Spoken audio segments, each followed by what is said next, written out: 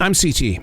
When I'm not hosting podcasts, I'm living in the real world. I mean, everybody has to work, right? My job is CS, customer service, solutions, relationships, and generating motivation to keep my team pumped up and connected to every single guest that goes into that store, because they're there for something.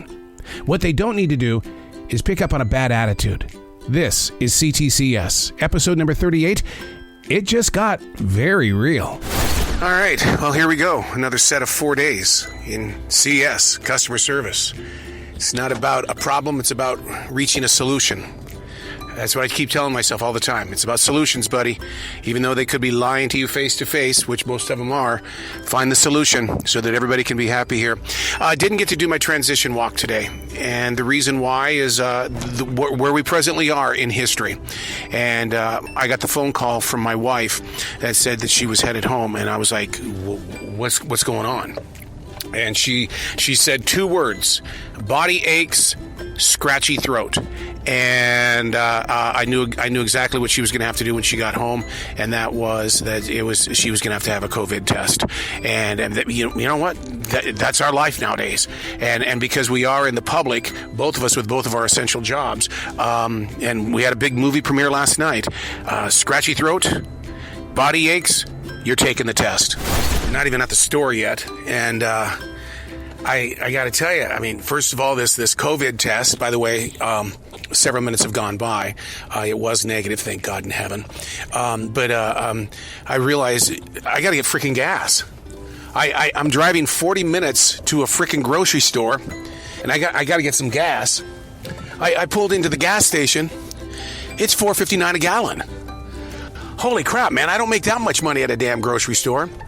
So I've got to reevaluate the situation here, and especially since we're going to be staying open until 11 p.m. at night, I don't need to be driving 40 minutes to a customer service job while spending $4.59 per gallon. Very second I arrive at the store, gentleman is at the counter, and wasn't looking like he was in a great mood. And I understand why, because the sign says right below the cantaloupe, 2 for $5. It literally says it. And yet it was coming up at the register for $1.36. Well, people, when the sign reads 2 for $5, that's what we're going to sell them for. But this is what I did in customer service. I just gave it to him for free because, you know what, he didn't have to go through that in order to get his cantaloupe. Currently searching for one of our electronic carts. Currently being driven by an older woman who is notorious for loading it up and taking off and stealing hundreds of dollars worth of groceries. Mainly soaps and stuff like that, the big soaps. So both carts are checked out. I only know where one of them is, so I'm afraid that she's probably already run the store and the cart is outside and she's gone. What she's very good at is that she brings in her own bags, and she'll go down the aisles and then she'll throw them in the bags, and then when she gets up to the cash register, she'll say, "No, I brought that in. See, it's in my bags already. I already brought that in." So we have her on film at this point in time, where she's on the video, and we're going to go through the bags and say, "No, you did not pay for this. We saw you. We have it on video." And so, and then you just ask them very voluntarily to give it back. Well, it's obviously theft day here at the store today, and I was just introduced to one of our biggest thieves, and I really honestly fell over when I was introduced to him, in the way that he's in the store almost every day. And they told me how he steals, that he uses kindness, creates a conversation, builds up a relationship, a friendship relationship with you, and then he will put a newspaper over the bottom of a cart, and he hides things underneath the newspaper and then walks out without paying it, and we busted him today. Our continuity department in the advertising has made a horrible mistake, and then those of us in customer service are having to deal with it, that you could get 2 12-packs of a Coke product for $3. So 24 cans for $3. And you should see how many people are coming into the store. And, they want their Coke. It says it right there. 2 for $3. And they stopped doing it yesterday because some guy came in and basically bought us all out. But then they said, "No, we can't honor it today." And having to explain it to people, they don't understand, and they get instantly pissed off. It was in September of 2020, right there in the middle of the pandemic, that I accepted a job at this grocery store. I was harshly trained, and I mean harshly, in a really good harsh way. In other words, very strict. This is the way it goes. This is the way it needs to be. You have to abide by the rules kind of training. And I understand customer service. You've got to know a lot of rules, and you're in control of a lot of things that the average person on the register isn't doing. Well, anyway, the person that trained me, she is the reason why I came to this new location. I said, I'm not going anywhere. I'm coming to staying where I was. And they said, well, no, you can't do that. But this person is coming. So I said, okay, if they're coming, then I'm going to come. Well, here's the thing. Of the past 7 times that I've closed this store, she was supposed to close with me. She's only shown up 1 time. And every time has been no call at all. The day number 2, transition walk. Headed into another big day at C.S. What's going on, John? How you doing? They went from the house. Everybody got COVID. Who does? Daisy Tanner. Are you kidding? Came back from the beach. Yeah, early. I'm so sorry. Daisy yesterday was like, I feel horrible. Tanner tested negative, and I told Paige, I said, it's COVID. He might have tested negative, but he's got COVID. Right. I had Paige take a test. She's positive. Wow. So what do you do now? You just wait it out? Yeah. That's why I got the tent set up. Oh. I gotta go to California, not next week, the following on the 20th. I can't afford to get sick, or I won't be able to go. Right. Exactly. And I have to go to a week of training out there. So. Oh my God. Yeah, because our backup plan is that we're going to stay in if one of us gets it, we stay in the trailer. Yeah. So, oh yeah, that's very smart. Isolate. That's right. That's it. Oh my God. Well, I'm sorry to hear that. Everybody's gonna get it soon. Well, that's that I keep hearing that. We're all going to get it. Especially now because, again, we society-wise, we just can't keep wearing masks. And, Right. I mean, Paige had 4 shots, so that Right. just proves that that's not going to protect you. Now, hers is like a bad cold. Yeah. That's it. Yeah. But you had it before it even became a household word. But they say I didn't. Gah. There's no way I didn't. The timing is very odd. Yeah. It wasn't flu and it wasn't strep or anything else. Oh my God. Oh my I God. just had the early version. That's it. 0.1. Not the one. Well, be very careful, all right? Wow, that's a dose of reality that I think needs to be a part of C.T.C.S. I hope you got to hear that conversation that my neighbors have COVID. Day number 2 officially underway. I'm kicking myself in the ass right now. My 2 managers come up and, they're happy as all can be. And they go, how you doing today, CT? And I'll go, and of course, I'm a radio guy. We say stuff that people, it's shock and awe. And so I say, ask me in 2 hours. And they go, oh, it's one of those days. I'm thinking, no, it's not one of those days. And I'm going, dude, you got to watch what you say because people are going to take it. They don't understand smartass. I've just been informed that the deli on a Friday, a brand new weekend, the deli will be closed at 2 o'clock, and they'll close everything else in that area by 5 o'clock. No manpower. Nobody wants to work it. So one of the main features that we have in this grocery store is going to be closed. And guess who has to hear the stories? Customer service. Plastic-coated bathroom mirror smiles. Let's make it happen. Big bust at self-checkout just a couple of minutes ago.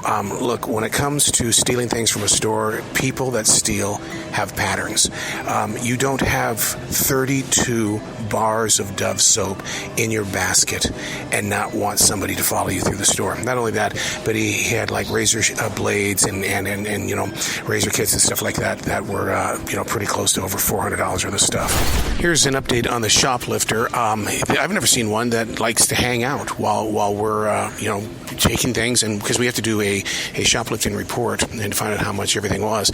And he was just standing around watching, and they said, you can go now. And he says, no, I just want to watch what you guys are doing.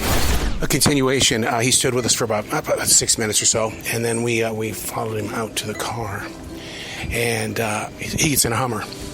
Here's a man with all of this stuff when it comes to cleaning products and stuff like that, and jumps in the Hummer and was acting cool and all that kind of stuff. And so basically, I think what we've got here is somebody who likes to go to the flea market on the weekends, will go and steal from a grocery store and then make sure he's got fresh product. And it is a Friday night, and flea market is tomorrow morning. The Achilles tendon is definitely on fire today, and I have a manager on duty who thinks that when I go to the specialist this week, that he's pretty much going to say, look, you have surgery. And you know what that means. When you have surgery on your Achilles tendon, it's going to be several weeks out, especially since I put in 6 to 7 miles per day here at the store. And it's painful. We all know what kind of a night I had last night with my team and one of my team leaders and mentors who didn't show up. Well, tonight, it's a completely different team. It's never the same day twice. And everybody is working hard blocking. I mean, didn't have to ask them. They just automatically did it. And, you're very proud of a team like this. And, you sit there and you really do go up to them and with all the love in your heart, just say thank you about 1 billion times. Because, I needed this after last night. This would be my third day in CS today, but we had to move a few things around. Got a performance today, man. Live stage. Big, gigantic band shell. Looking forward to being with hopefully thousands of people. It is a different world. The COVID numbers are up, but we're going to be right there on that stage in about 3 hours. All right, here we go. Transition walk for, I believe this is day number 4. When you work retail, and I hear this from so many people about retail, is that the hours are so screwed that you tend to forget what day of the week it is, and basically you just wake up and look at your Google Calendar and find out where am I supposed to be today. I'm not sitting well today. I had a perfect show yesterday, live on stage. I would do that every day if I could. These new hours that are coming our way really are writing stories inside my head and heart that are, it's a discomfort. Because getting home at midnight is going to change what I do on the opposite side of the day. And the people that I work with do not see that. That what they see is that their time at the store is taken care of with people without ever having to work those late night hours. Because it dwindles down to maybe 1 or 2 people there during a very late hour. I think we talked about this in one of the past episodes about how I respond to people when they ask me how I'm doing, that I don't need to come in and be the smart-ass disc jockey and things like that because radio people can handle it. So today, as I come in, they're asking me how I'm doing. And, you fake it to make it, I guess. Candy-coated plastic bathroom mirror smile, and it changes my attitude when I'm here. So I'm going to start working on that a little bit more, that instead of, being blunt or trying to be funny, maybe I need to be more real and be more fake.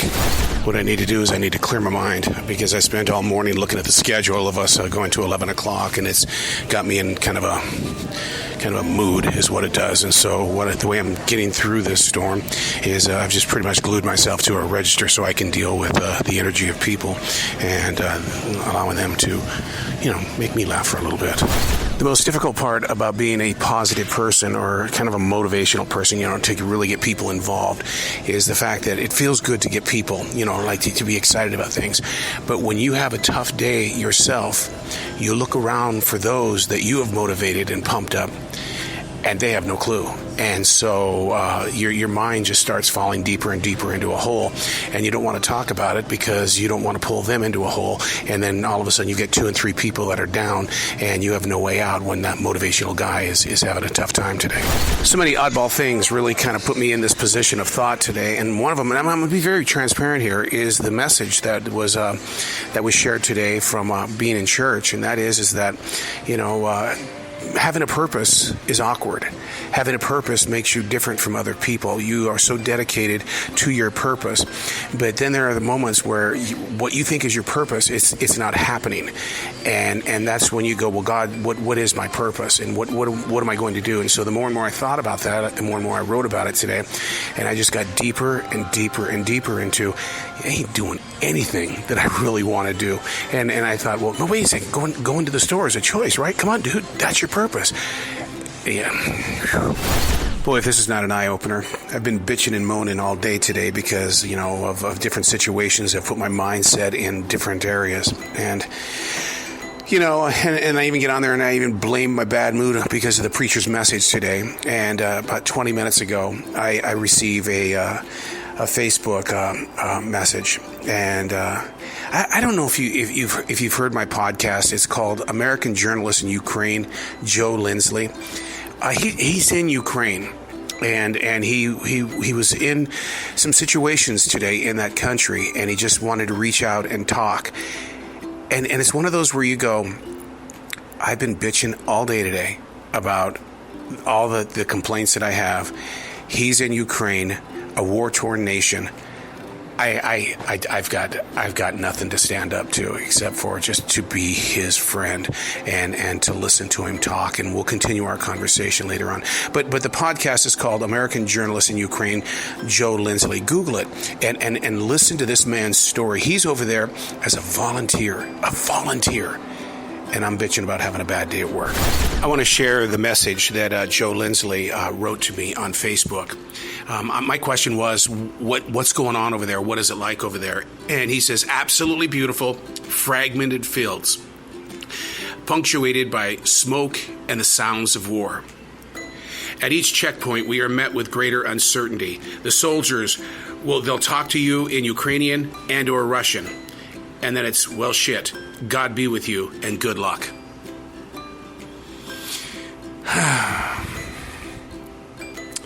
Suddenly your eyes become open to your own personal problems. And like I said earlier, I mean, purpose is awkward. And we all have a purpose. And no matter how awkward it feels to us and to other people, there's always going to be someone else's purpose that is going to outshine what you want as your purpose. And so, but I mean, Joe has done that. He knows what his purpose is. He went over there, got trapped in the country in Ukraine during COVID-19, and then decided to stay there. And they ended up developing a collection of journalists that were going to just basically share the news of that community. And then the war broke out, and he thought, you know what, as a journalist, I can't leave. So, but the podcast is called American Journalists in Ukraine, Joe Lindsley. This time I'm calling you. How about that? Bluetooth problem? 1 second. Something going on there?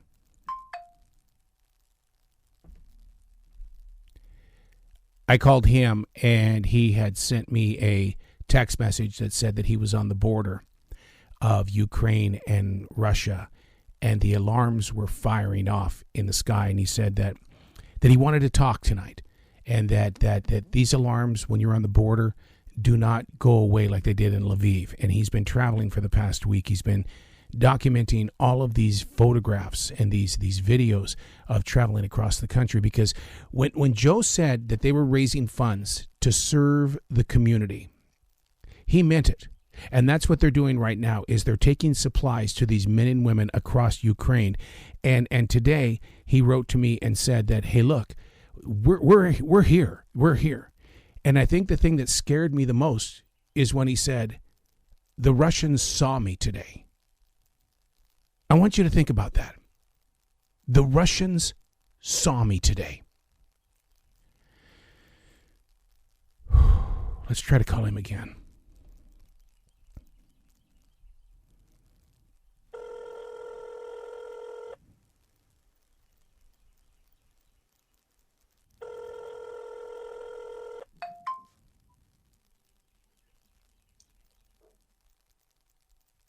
Are you there?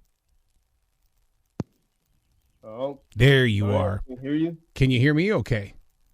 There you are. Yes, now I hear you. It's not like we're calling the local Harris Teeter up the street, are we? No. Indeed, we're not. You're not calling from Harris Teeter, right? No.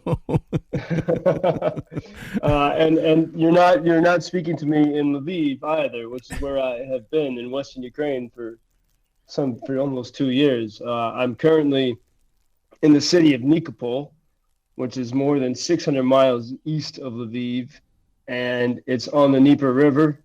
And today, when I was on the riverbanks, I could see on the opposite banks the Russian-occupied territory of Ukraine.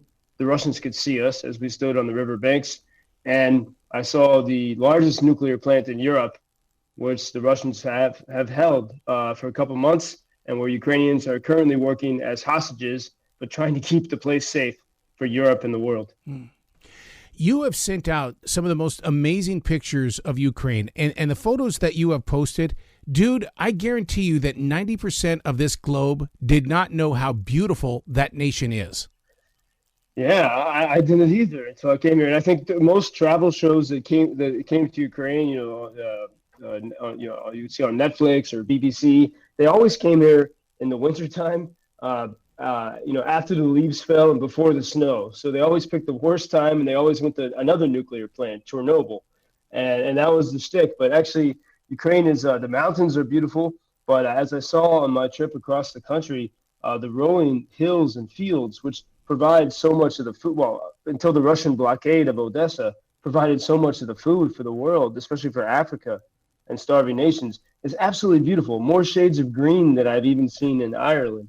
It's really spectacular. So true.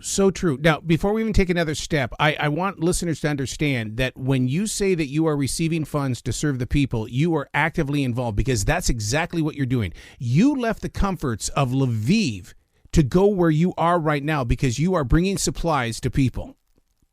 That's correct. We UkrainianFreedomNews.com, and we've been sharing news on Telegram and on our website, but we've also been working. We hear every day of requests, frontline units and hospitals that need everything from first aid, military grade first aid kits, helmets, bulletproof vest, combat shoes, and so our team is always delivering these around the country. But I wanted to travel myself and to be able to report better, and so we went to the city of Dnipro 2 days ago. We visited a military hospital, the reanimation ward. I saw soldiers who have been horribly disfigured, and in fact, it was so bad, Arrow, that the chief doctor offered everyone in our group some brandy afterward, because it was very difficult to.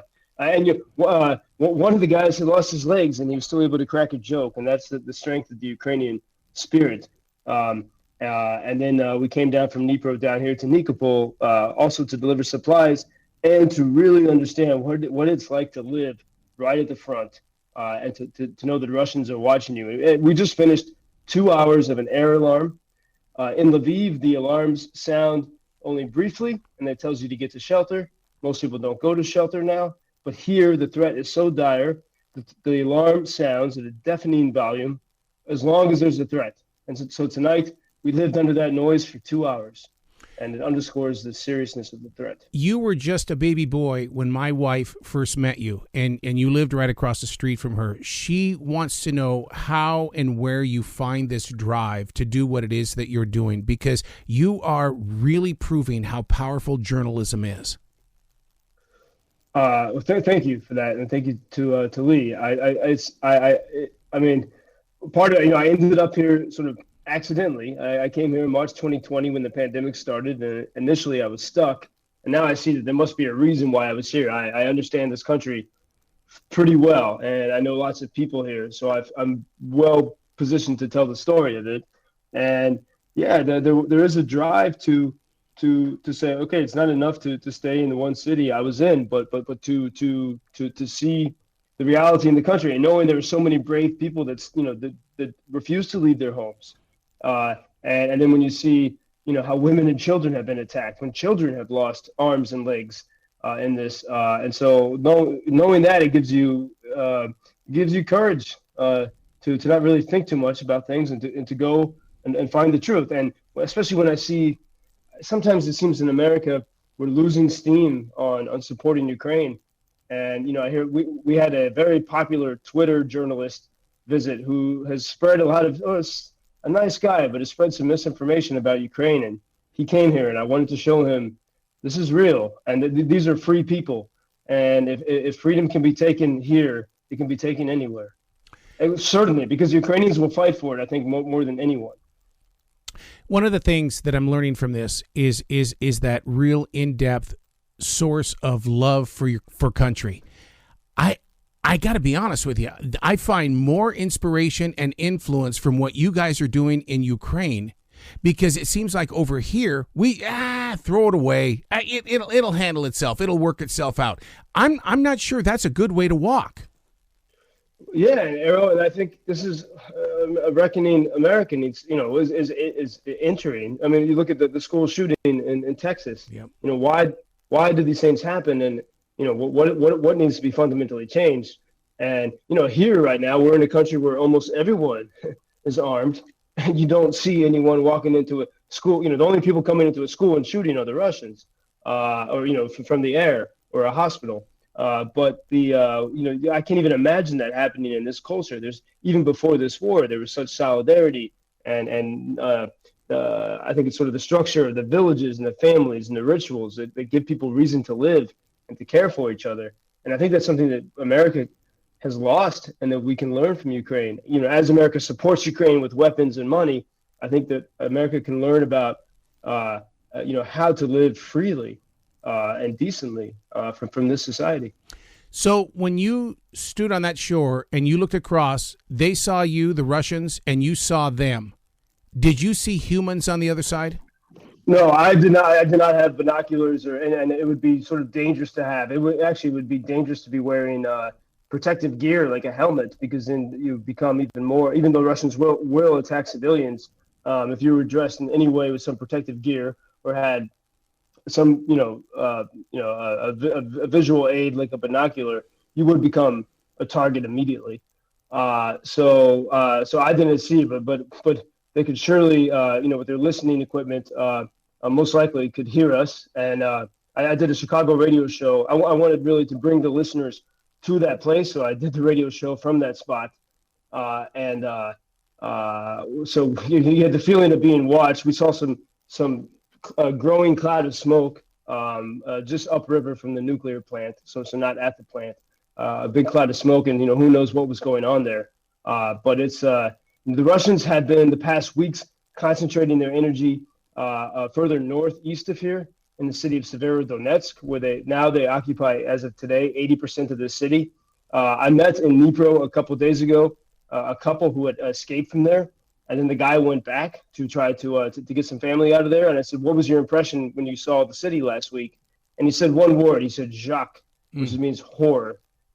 So the Russians have been concentrated there. So at the moment it's calm here, but there's a sense that any moment by river or by land they could make their assault.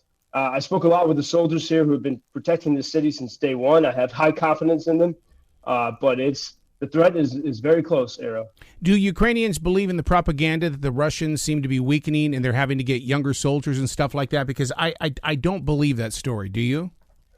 Yeah, I don't want to be complacent in saying that Russia is so weak and is screwed up entirely. I mean, I think one area one sort of data point that encourages me in that idea is, or is discouraging idea is the global food supply shortage. Ukraine, for example, Ukraine provided before the war 50% of the food for the United Nations global, I forget what it's called, the Global Food Fund, which funds impoverished nations in the Middle East and Africa. 50% of that came from Ukraine. Now zero, because they can't export because of the blockade. But this is also affecting Europe and soon will affect America. Meanwhile, Russia is the largest geographical country in the world. They can feed their people. And I would not be surprised that was part of Putin's calculation, that he could get the world to bend to his will eventually when it comes to food and when it comes especially to oil and gas. What's more important to you, the weather report or the war report? Well, I would say the war report, of course, right. But but it's interesting you asked that question, because tonight I was walking back before the curfew to my hotel, and there was a thunderstorm and lightning in the sky. So the threat from nature, and then all of a sudden, while the lightning was flashing, we had the threat from evil people. We heard the air raid alarm. See? And here we are, right? Exactly. And you're very wise. And here we are, right across from the largest nuclear plant in Europe, just about 5 kilometers away. And you look in the sky, and you hear these flashes, and in the shadows, and then you hear this eerie alarm, and it could drive you mad. So let me ask you a question, because my entire childhood, I saw the birth of nuclear power plants and stuff like that, and I've always feared that my entire life, in fear of exactly where you presently stand.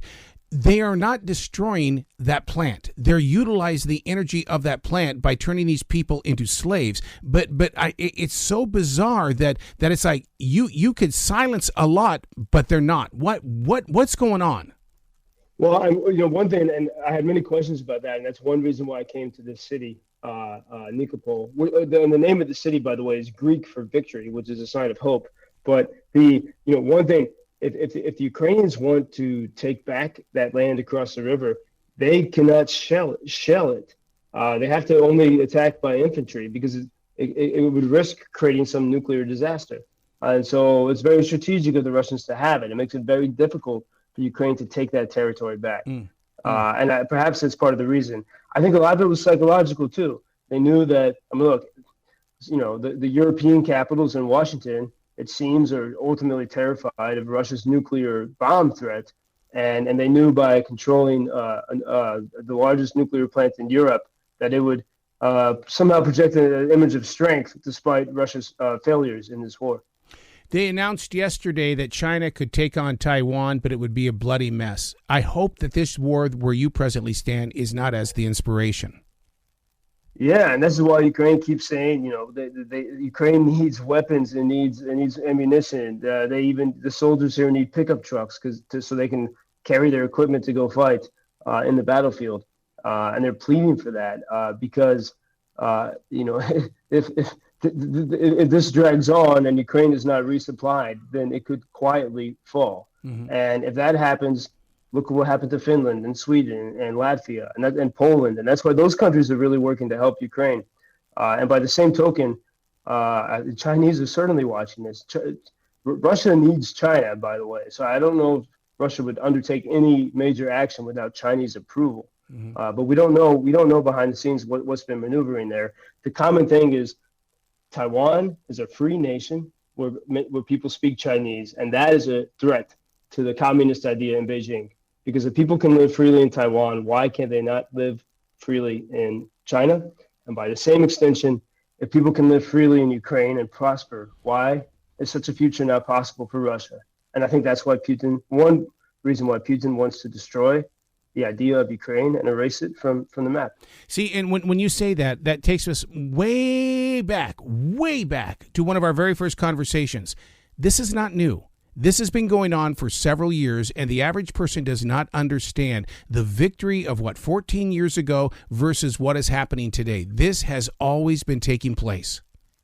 Absolutely, and I'm glad you mentioned that because that and I think a lot of elites in Washington and Brussels don't mention that, the revolution of 2014, because they too are threatened in the same way I think they were threatened by the Ottawa protest.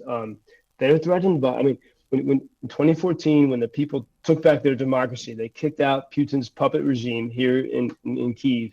And all of a sudden, Ukraine became a democracy again. And that makes it unpredictable and uncontrollable.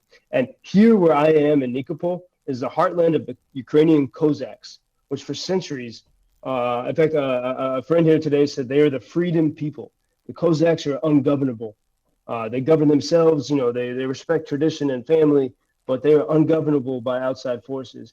And that's what the Ukrainians did in 2014. And that, I think, this is why Putin for 8 years, and now most vehemently, is trying to destroy and bring them back under his control. Can I be honest with you? So, first of all, a lot of people don't realize that I love history. I love studying history, and I was doing some studying of Andrew Jackson this past weekend because I was at Andrew Jackson State Park, and I was going, okay, what is it about Andrew Jackson? What people don't realize, he started a war with Mexico so that the United States would make its way all the way to the West Coast. My God, why are we any different than anything else that's going on? Yeah, this is a good question. I think, that's Ukrainians, for example, say that they simply want to be left alone. They were never trying to conquer another nation. And I think this is one reason why there is some skepticism in America for supporting Ukraine, because a lot of Americans, including friends and fighters I know here, American retired soldiers here, they're sick of the 20 years in Afghanistan, mm-hmm. And as you go back to the, to manifest destiny, and why does America always have to be, invading and trying to conquer others? And there is, people are tired of that. But this war is totally different. This war, America has a chance to definitely be on the right side and support a country that is under, being suffocated and under existential threat. So then you support those missiles that were just sent over there where Russia's going, whoa, what are you guys doing? Yeah, President Biden made clear that which I don't know how accurate it is, but the missiles cannot hit Russia.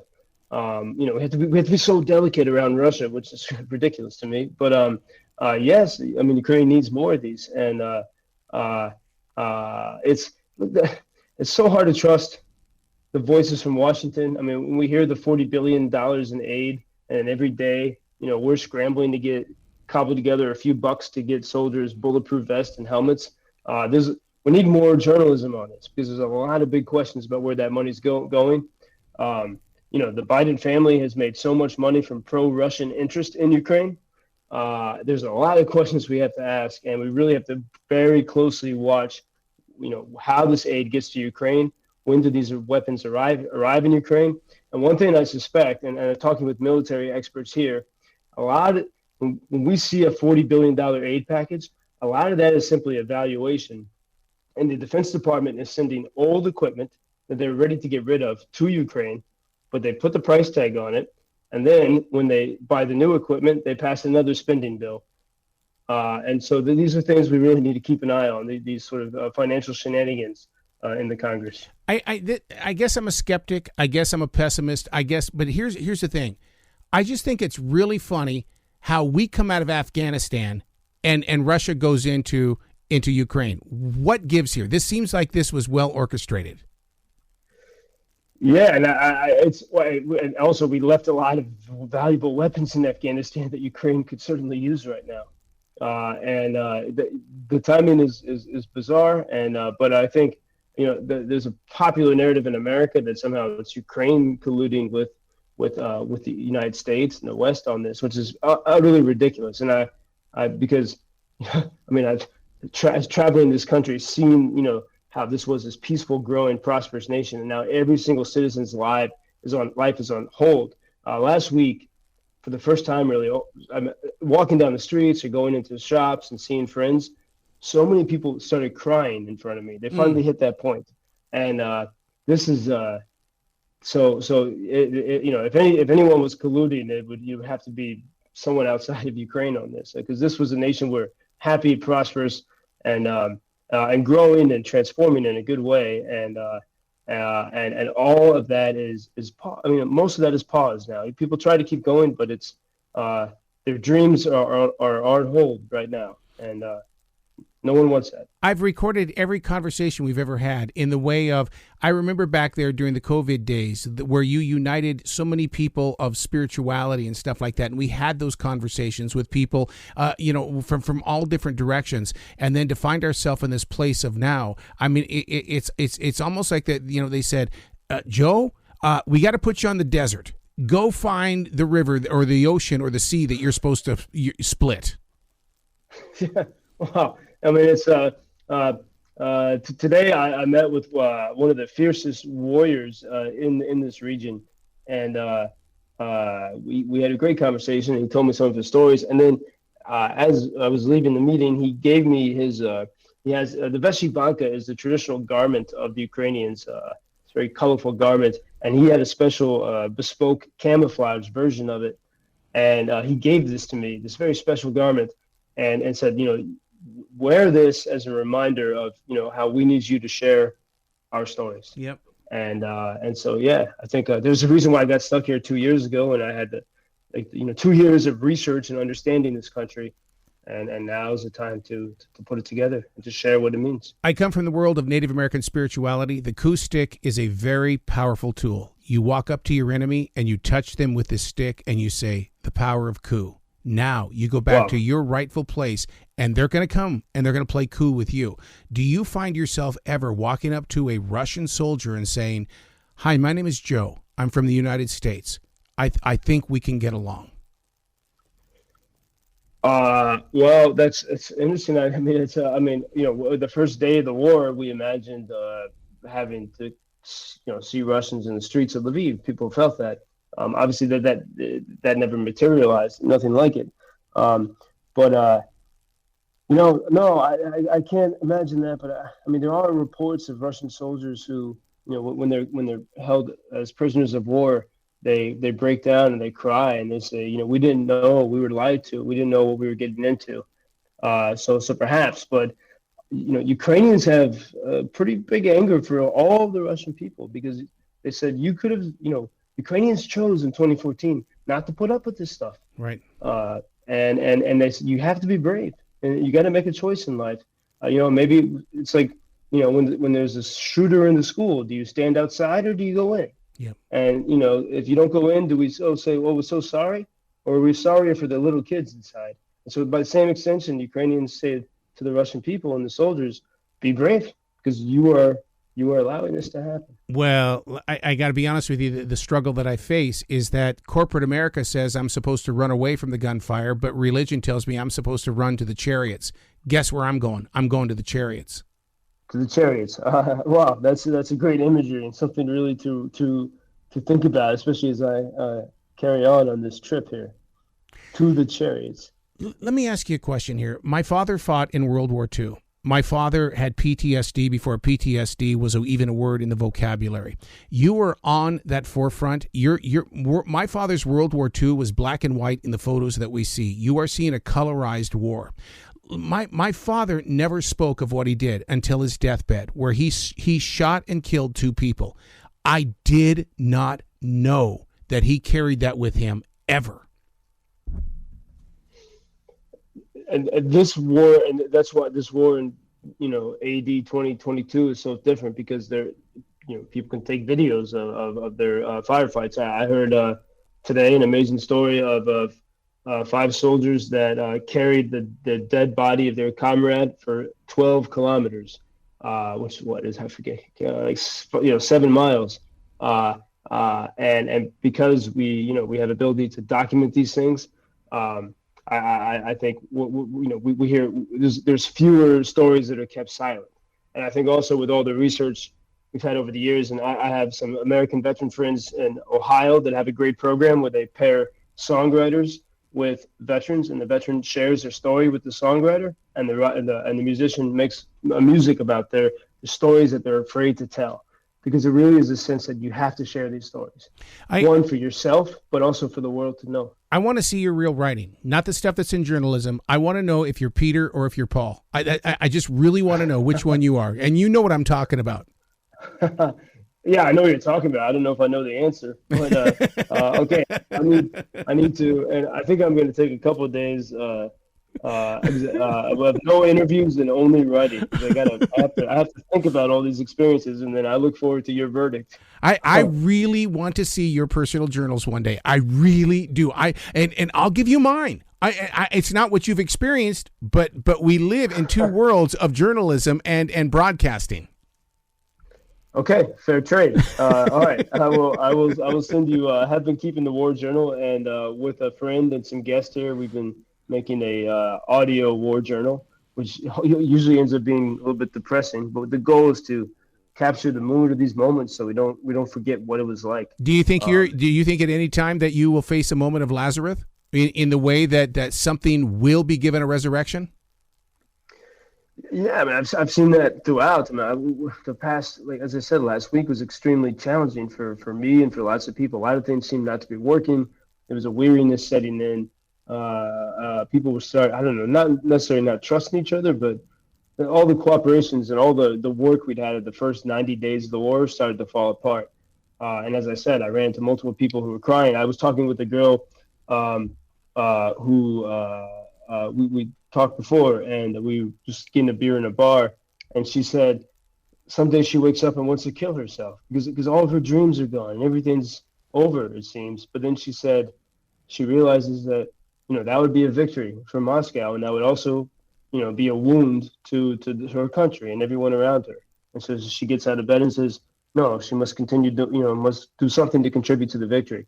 And like by same extension, I had very tough string of days, and we had one amazing volunteer in Poland, who sort of keeps our spirits up from the outside, and it just takes a few good words from someone and to turn that ship around and to say, okay, yeah, I guess it was a Lazarus moment, and I said with that new energy, I hit the road to explore this country and to hear more Ukrainian voices. So that's well said. It's amazing how those stories are still alive. So as you made your way to the border, and I promise you this is the deepest I'm going to go, as you made your way to the border, did someone reach out to touch you? And I think you may understand that story where everything stopped because he was touched. And number two, when you got to the border, did somebody from the other side come and drink from the well? And people will understand what I'm talking about.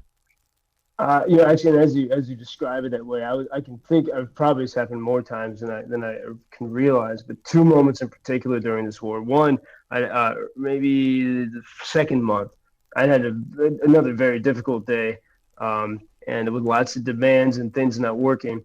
And I went into a church in Lviv, of which there are many, and I just said a small, very quick prayer, to God, send someone who can kind of help because everything's falling apart. And a few minutes later, a friend sent me a message and said, meet me at this point and we'll pick you up. And he and his girlfriend picked me up and brought me to a park where we left our phones in the car. And we walked deep into the forest where we could really speak freely about everything. And that was one such moment. And then there was this last weekend with the woman Beata from Poland, who was so cheerful, and she seemed to know exactly what I was going through. And she said, these are the moments when the most difficult ones, when you have to pick yourself up and keep going.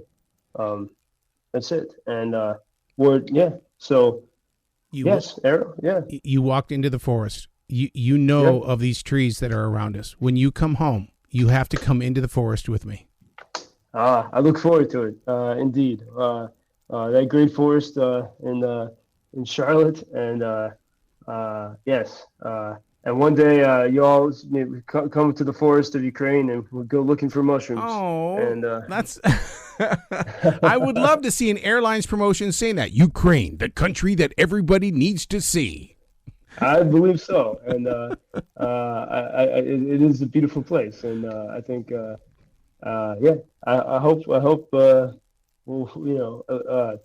I look forward to that nice future when the land is cleared of mines and the forests are free again, and people can experience the joy and the beauty of this country. Okay, who's going to do that? Because you do realize that Paul McCartney's wife, Linda McCartney, was very big into that, and so was Princess Di, getting those mines out of the soil. I mean, who is putting focus on that right now? Do you know of any evidence of that? Well, actually, yeah, the Ukrainian military is very sharp about. I think they're doing an amazingly effective job. Because they have to go in advance of all the units as they try to push back against the Russians. But it's gonna, like with prosecuting war crimes, it's gonna be a big thing after victory. I mean, like the river banks that I was on today is a beautiful, warm spring day today. Normally people would be on the beach, they'd be swimming in the river, and you can't. Well, you can't for many reasons, but one of them is it's full of mines. Yep. It's just really hard, it's terrible that we can bring so much destruction. And as I said, I visited a prosthetic limb plant in Dnipro 2 days ago where they're preparing, new arms and legs for people because someone had to blow them off. Why do we have to do this to each other? I don't know what it's doing to your heart. All I know is that you're painting a picture of hope, trust, truth, faithfulness, and perseverance. And it's through you, God's working. I just know, I can feel it, dude. Wow. Errol, thank you for that. And I think that's in so many of the conversations here, I think lots of people feel that. I think, this, and especially, whenever the spirits are low, all you'd have to do is talk to a few people here and or think of the great support in America. Mm-hmm. And realize, listeners need to understand that the station that you were talking about in Chicago is WGN. Is that not correct? That's correct. WGN, the show with Bob Surratt every morning. Okay, good. Where else can they find you? Because people need to tap into what you're doing. This is not a tourist trip over into Ukraine. No, I've been here for 2 years, but we created in the first hours of the war, UkrainianFreedomNews.com. Our motto is truth to the world and supplies to Ukraine. UkrainianFreedomNews.com, and there almost every day we post a list of very specific requests for soldiers and hospitals, and if you want, you can support us, and then we'll share the story of how your support actually helps guys at the front line, and we want people to feel connected to the process and feel that to know they've supported individual soldiers in their fight against evil. You're on that borderline. Do you feel strong? Yeah, I do. Yeah, I feel yeah, stronger than I did in Lviv. Yeah, I knew it. All right, I can take that to Lee, and I can take that to your mom and dad. I see them all three every day, Joseph. Great. Well, give them my love, and I look forward to when we can all be back, have a good block party at Gatehouse Court there. Well, remember, ice cream socials every Labor Day weekend. That we do the ice cream party, man. Patrick came all the time, so it's your turn to come to the ice cream party, buddy. It will be a great day of celebration. Thank you so much for your time, buddy. Hey, God loves you. You know that, right? Thanks for the questions. Yeah, this is exactly what I needed. It gives me a good framing to this current journey across the country. I'm so proud of you. I'm just so proud of you. Thank you, Aaron. You bet. And do побачення from Nikopol, City of Victory in Ukraine. Thank you, buddy.